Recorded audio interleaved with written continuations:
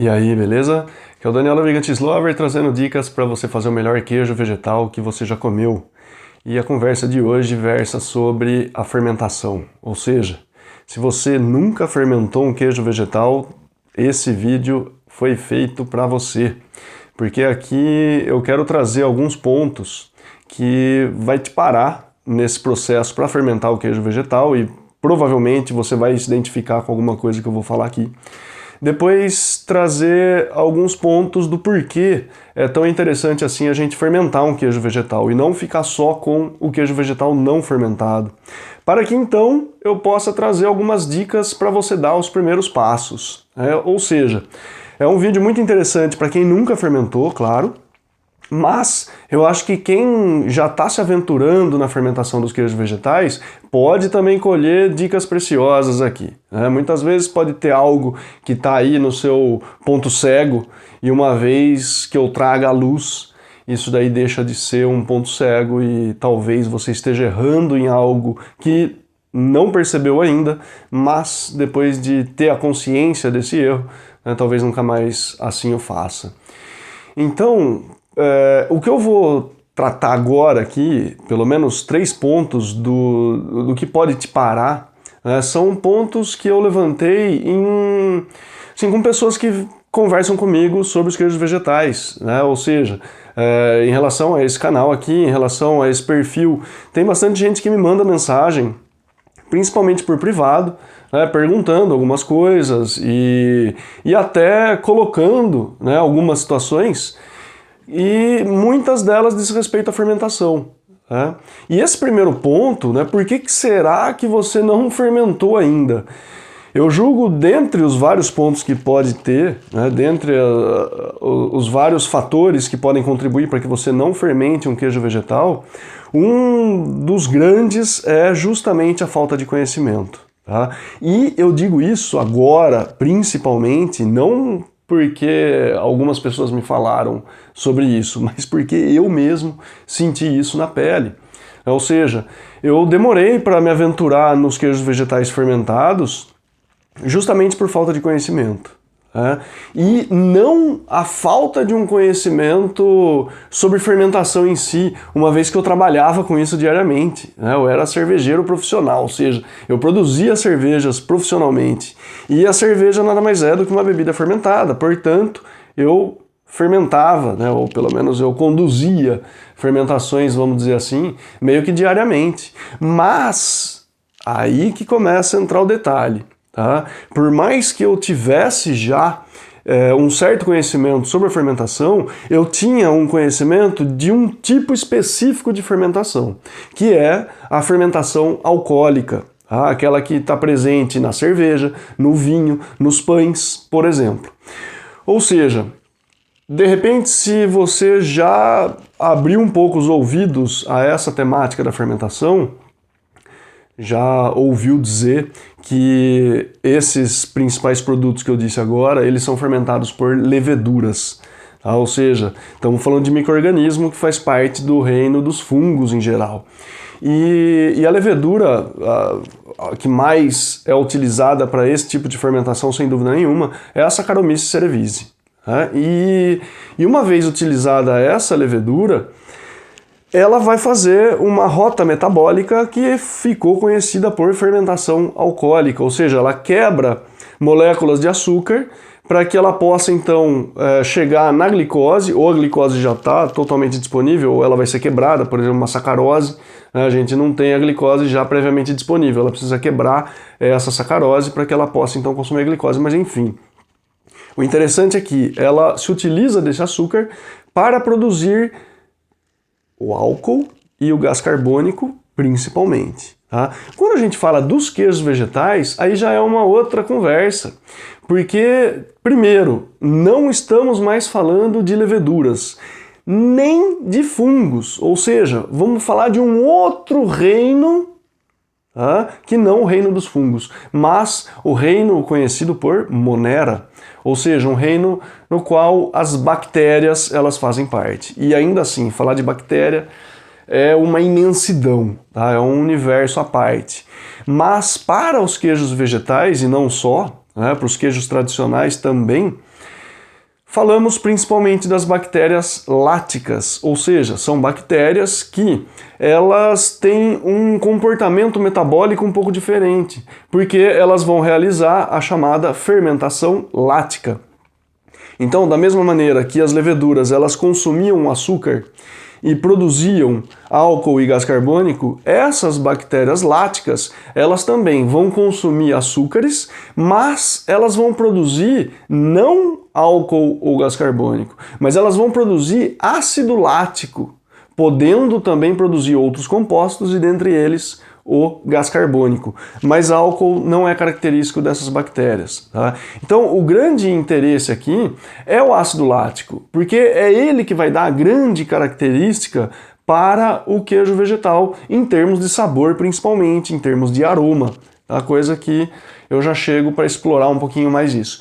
Então, o primeiro ponto aqui, quando eu falo de falta de conhecimento, é justamente entrar em contato com um mundo totalmente novo e mais que há muitas objeções por trás desse mundo das bactérias, né? Dentre elas, será que eu vou fazer um fermentado e ele vai estar bom para eu consumir? Será que não existe alguma possibilidade de ele estar estragado, eu não perceber, comer e de repente morrer? Assim, em última instância, esse pensamento passa na cabeça das pessoas. Passou na minha, pelo menos, né? Então, isso que eu quero dizer com essa falta de conhecimento, né? Com esse desconhecido, vamos dizer assim. Porque isso chega também num segundo ponto, que é o medo de dar errado. Ou seja, você nem se aventura em algo porque é desconhecido e juntamente a esse desconhecido você tem medo disso dar errado, de ir para um outro caminho e de repente isso fazer mal. Tá? É possível? Possível é. Tá? Mas em termos de fermentação vegetal, não teve até hoje, até que eu saiba pelo menos, não sei se você sabe disso também, se tiver algum dado que se contraponha ao que eu vou dizer agora, por favor, né, deixa nos comentários, mas em termos de fermentação vegetal, nenhuma morte foi descrita. Tá? Agora, o fato é que a fermentação dos queijos vegetais é algo muito seguro. E é algo muito seguro pelas próprias condições que a gente vai criar para que essa fermentação ocorra e também porque qualquer variação que vá acontecer eventualmente, ou seja, em outras palavras, alguma contaminação que possa acontecer, ela é facilmente percebida pelos nossos aparatos sensoriais. Ou seja, primeira coisa de todas, a visão. A gente pode enxergar alguma coisa que fale, opa, isso daqui não é padrão. Algum pontinho preto, algum pontinho cor-de-rosa, algum amarelado, mais uma mancha mais ou menos assim amarelada, né? Alguma coisa que se apareça como uma gema um pouquinho mais branca. Todos esses sinais, eles são indícios de contaminação. Tá? E aí, uma vez que a gente entra em contato com isso e vê que algo está contaminado, se a gente não tem tanto conhecimento assim da coisa, consumir aquilo, claro que não. Então, os nossos olhos eles já vão afastar aquele produto lá. Depois, tem ainda o nosso aparato olfativo. A gente vai sentir o aroma daquilo lá. Porque, às vezes, tem algumas contaminações que, num primeiro momento, o visual não diz tanta coisa assim. Pode dizer algo, mas não tão perceptível num primeiro momento. Né? E aí o aroma, aquilo ali às vezes afasta aquele alimento da gente rapidamente. Justamente porque é um aroma um pouco mais, vamos dizer assim, putrefato ou, sei lá, alguma coisa nesse sentido, né? Que não é em nada agradável, tá? Eu já tive esse tipo de contaminação. Nesse caso, ela veio junta com uma produção excessiva de gás carbônico, tá? E isso é uma contaminação que vem por falta de higienização, tá? Quando você baixa um pouco a guarda e tem uma contaminação. Tá? Obviamente isso não teve salvação, porque foi uma contaminação no momento da fermentação, tá? Então isso aí foi assim, ó, pegou a contaminação, tchau. Já foi embora. E depois tem o próprio sabor. Se passou pela visão, passou pelo olfato, mas depois a gente tem também o paladar. Às vezes a gente come aquilo lá e vê e fala, não, isso daqui tá totalmente diferente do que eu imagino que seja, né? Ou do que eu já percebi em termos de alimentos fermentados, né? Então isso é um outro ponto. E aí, na hora, né, aquilo lá já é colocado de canto. Então veja você que nessa temática dessa fermentação vegetal, dificilmente a gente vai ter alguma contaminação que ela vai passar desapercebida pela nossa visão, pelo nosso olfato, pelo nosso paladar e também pelo próprio tato, né, da nossa língua, da boca, a questão da textura, né, de um alimento que está contaminado. Então esse medo de dar errado, ele já fica bem menor, uma vez que a gente sabe disso daí. Olha só o que eu estou falando, eu estou trazendo um tipo de conhecimento aqui, né? Quando você está nesse completo mundo desconhecido, né, e mal sabe do que eu acabei de falar agora, realmente o medo ele é muito maior. Agora, uma vez que eu diga isso, o medo ele já diminui. E se eu disser que até as condições de um queijo vegetal também são favoráveis para selecionar apenas as bactérias boas e colocar as bactérias más ou patogênicas para fora desse alimento, melhor ainda, né? Ou seja, a gente diminui ainda mais o nosso medo frente a esse desconhecido, tá? E depois, um outro ponto, que daí já é um pouco mais fraco, mas ainda assim eu gosto de trazer, que é a questão do tempo. Muita gente acha que, nossa, fazer um queijo vegetal fermentado é algo super rebuscado, que vai tomar o meu tempo, eu já não tenho tempo para fazer muita coisa, então isso daí vai só complicar a minha vida, né? E eu digo que não, tá? Digo que não, porque o tempo de você produzir um queijo vegetal, ele é o tempo de você produzir qualquer outra produção alimentar, tá? Qualquer outra coisa, sei lá, no máximo 20 minutos para você produzir tudo isso e depois tá com tudo pronto, não é tanta coisa assim, é o tempo de fazer um arroz praticamente, né?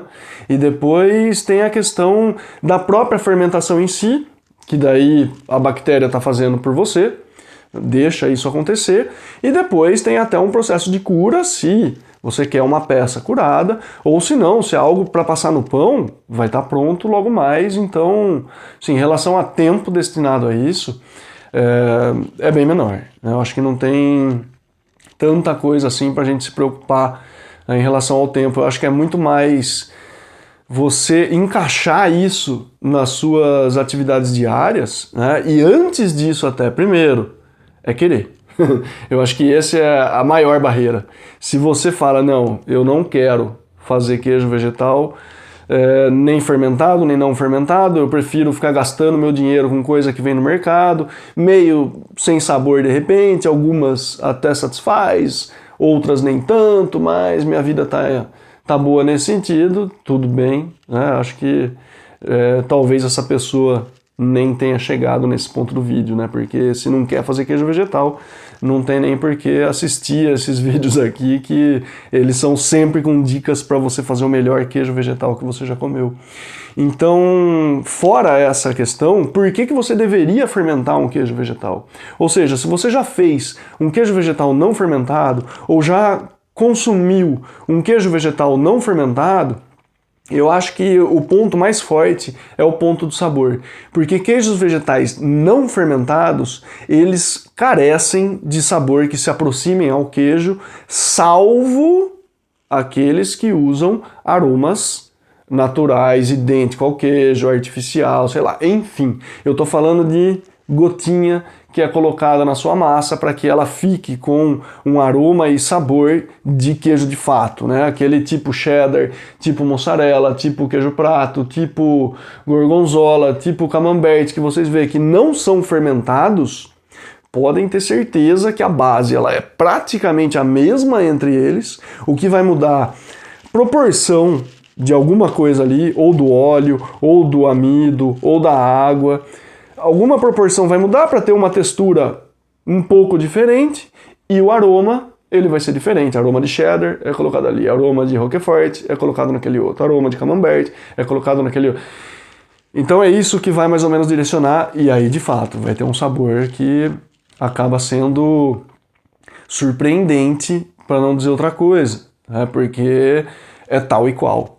Mas sem utilizar desse artifício da indústria alimentícia, eu acho muito difícil você ter um sabor que se aproxime a um queijo tradicional, se você não usar a fermentação. Tá? E por que isso? Porque eu volto agora no começo do vídeo. Se são as bactérias láticas que estão presentes na fermentação do queijo tradicional e elas que vão dar o sabor para o queijo, e a gente trazer essas bactérias para fermentar o nosso queijo vegetal, elas vão dar o sabor também, tal e qual. Ou seja, existe um denominador comum, tá? Para o queijo vegetal fermentado e para o queijo tradicional fermentado. É claro que existem outras considerações que a gente precisa ter para que a nossa expectativa não fique também, vai ser idêntico ao queijo feito com leite de vaca.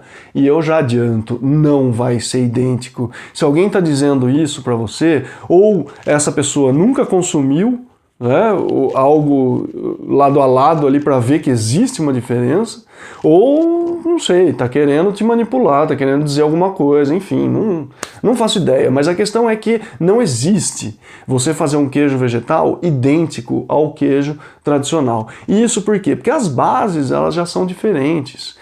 Se você usar, mas eu vou usar leite de amêndoa e daí usar o mesmo processo que é utilizado na queijaria tradicional e tal. Gente, é leite de amêndoa, não é leite de vaca. Tá? Ou seja, se você fizer o mesmo processo com as mesmas bactérias para um leite de vaca e um leite de ovelha, o resultado final vai ser diferente, não vai ser idêntico. Então por que um leite de amêndoa teria que ser idêntico? Não vai ser também. Vai ser algo diferente e pronto. Né? E não há problema nisso. Perceba você que não há problema nisso. Porque a grande questão aqui é a gente colocar dentro de um denominador comum. Se a gente percebe uma variedade enorme de queijo tradicional que existe no mundo, entre os queijos vegetais, a gente pode se aproximar disso também. Não é? Eu acho que essa é a grande questão. Né? E depois disso daí, da questão do sabor, que queijo vegetal fermentado vai ter um sabor surreal, e eu acho que esse é um dos maiores motivos para você fermentar um queijo vegetal, um outro ponto é a própria possibilidade de você adaptar aquela receita ao seu gosto. Porque as pessoas elas têm percepções diferentes em relação ao mesmo produto. Isso em relação não só a gosto particular, mas também em relação ao aparato que temos na língua para receber esses sabores que estão chegando. Tem gente que tem alguns que são um pouco mais sensíveis, tem outros que são um pouco menos sensíveis, para alguns compostos são mais sensíveis, para outros menos e tal, enfim. Mas o que é interessante aqui é que tem gente que não suporta tanto assim um sabor mais ácido. E tem gente que adora sabor ácido. Tá? Sendo assim, se a gente for para um mercado e comprar um queijo vegetal fermentado, ele vai ser fermentado daquela maneira e pronto. Você não tem a opção, eu queria um menos fermentado, eu queria um mais fermentado. Dificilmente você vai ter esse poder de escolha ali no mercado. Mas quando você faz em casa, sim, porque você pode controlar essa fermentação ao ponto de ela desenvolver menos ácido, ou seja, ela tem uma menor carga ácida, ou ela tenha uma maior quantidade de ácido e seja então um pouco mais ácida ali, seja mais azedinha, num português um pouco mais claro. Então é possível você fazer isso. E não só em relação ao tempo de fermentação, que vai dar uma maior ou menor acidez, mas também nos starters que você vai usar, ou seja, líquido ou sólido que contém as bactérias ótimas para fermentar o seu queijo vegetal. Porque o que você usar ali, e a essa altura você já deve ter ouvido falar de Rejuvelac, talvez, ou de chucrute, ou de kimchi, ou de qualquer outro tipo de vegetal fermentado. Qualquer um desses que você use, você vai ter diferenças no sabor. Tá? Inclusive, se você for usar um Rejuvelac de quinoa e um Rejuvelac de trigo sarraceno, você vai ter diferença para a mesma receita. E essa é a maravilha de a gente jogar com a produção caseira dos queijos vegetais. Você consegue ter uma mesma base fermentada por 2 starters diferentes que vão ter características diferentes no fim das contas. Depois de maturado e tal, você consegue perceber que são produtos diferentes isso daí. Eu acho que essa é uma segunda maravilha do porquê que a gente se aventuraria, né, em fazer um queijo vegetal em casa. E depois, aí sem dúvida nenhuma, né, é até covardia eu dizer esse ponto, mas a gente fazer em casa fica mais barato do que comprar. Isso daí não tem nem como contra-argumentar, tá? Porque em termos financeiros, a gente vai ter pelo menos 1/3 do gasto que a gente teria se comprasse. Então, se a gente vai comprar uma peça por 10, a gente consegue fazer em casa por 3 e pouquinho, gastando em insumo. Isso daí é a média que eu tô falando. Alguns queijos vegetais, essa margem, ela se amplifica ainda. Principalmente falando de queijos vegetais mais complexos, tipo Roquefort, tipo Camembert, esses que têm essa casca mofada, porque eles têm um valor mais agregado. Aqueles que têm um tempo de cura um pouco mais avançado, eles acabam sim por ter um valor mais agregado, então eles ficam um pouco mais caros. Mas o custo de produção dele, em termos de insumos, acaba sendo praticamente o mesmo. O que tem diferente um tipo Camembert de um curado sem ter essa casca mofada? O penicílio Camembert.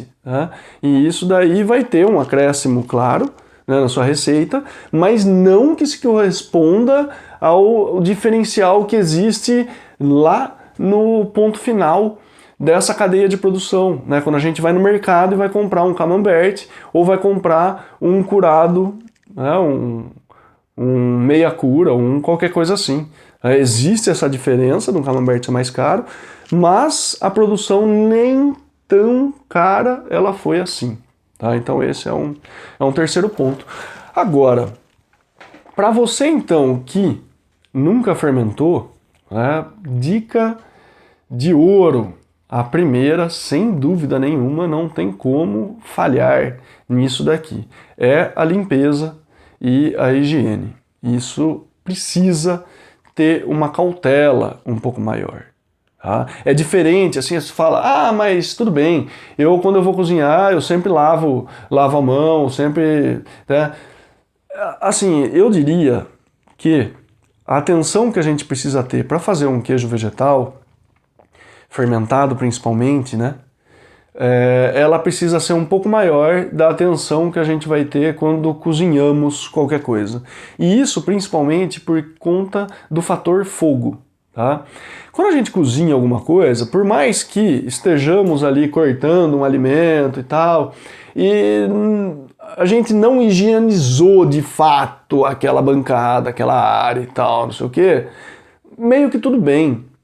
Porque aquilo lá vai ser cozido depois, aquilo lá vai passar por um processo que, se alguma bactéria passou para ali, vai ser morta com calor. Agora, isso é diferente com um queijo vegetal fermentado. Um queijo vegetal não fermentado, se ele está se utilizando de amidos, né, ou de espessantes em geral, ou de geleificantes, eles vão para o fogo. E aí também entra mais ou menos nessa mesma história de cozinhar, né? Não é que de qualquer jeito vai...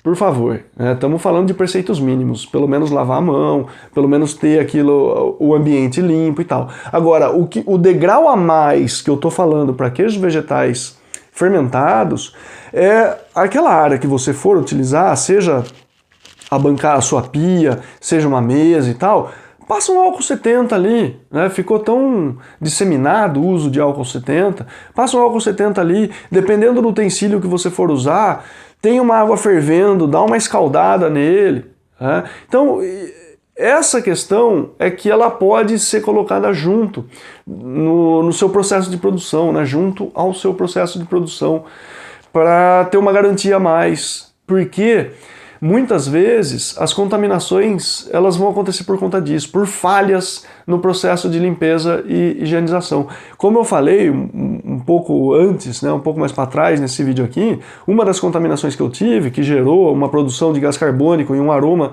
que era completamente indesejável, isso daí foi falha no meu processo de higienização, né?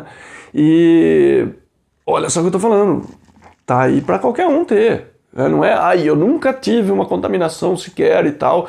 Ótimo, se você nunca teve, maravilha. Mas, uma coisa eu digo, se você continuar fazendo queijo vegetal, uma hora vai acontecer. Porque acontece, né? E isso daí também não é mal, assim, ninguém vai ser alguém menor porque teve uma contaminação no queijo vegetal do que aquela pessoa que nunca teve uma contaminação, pelo amor. Isso daí não quer dizer nada, né? Quer dizer que você pode aprender com seus erros, assim como eu aprendo com os meus, e uma falha dessa que eu tive, né, já assim, me fez voltar a ter os meus olhos abertos com muita coisa. É aquela questão que existe numa indústria alimentícia, né, em relação a... como é que chama aquela palavra ali que eu quero usar agora? Que é... quando você tem um processo e ele está muito bem descrito, né, você tem todas as fases do processo ali que você deve cumprir, tá? E você vai e faz, passou um mês, passou 2 meses, passou 3 meses, passou 4 meses, 5 meses e você está ali e não, o meu processo é esse, eu estou... ciente de que eu estou fazendo isso muito bem. Aí o que acontece? Dado ali 6 meses de processo, alguém de fora vai vir, vai pegar aquele descritivo do processo e vai acompanhar você fazendo o seu processo. Isso daí tem o nome de, que é o que eu queria dizer, auditoria. Ou seja, você vai passar por uma auditoria para ver se realmente você está passando por todos aqueles passos ali. Então, quando você tem um problema desse de contaminação, viu, será que você está fazendo mesmo tudo o que precisa ser feito? Para mim, pelo menos foi isso. A hora que eu tive esse problema, eu voltei e falei, não, peraí, agora eu preciso passar o pente fino, como dizemos, né? Eu preciso voltar no meu processo e ver todo o passo a passo que eu estou fazendo, porque alguma falha eu tive. E o que está acontecendo aqui? Qual foi o passo que eu pulei, ou que eu estou pulando e nem estou me ligando que eu estou pulando, e eu preciso voltar a fazer esse passo, né?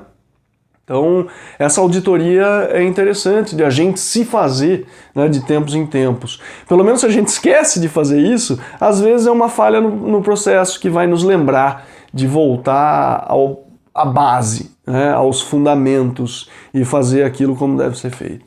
Bom, e depois, uma outra dica que eu dou, para além, né, da limpeza, da higienização, é que você utilize micro-organismos que são frescos, tá? Ou seja, quando você compra micro-organismo, eles vêm com uma data de validade. Então é importante respeitar isso, é importante respeitar o acondicionamento dito pelo fornecedor, se é para colocar no freezer, se é para colocar na geladeira, no frigorífico ali, enfim, lê isso daí, respeita isso, né?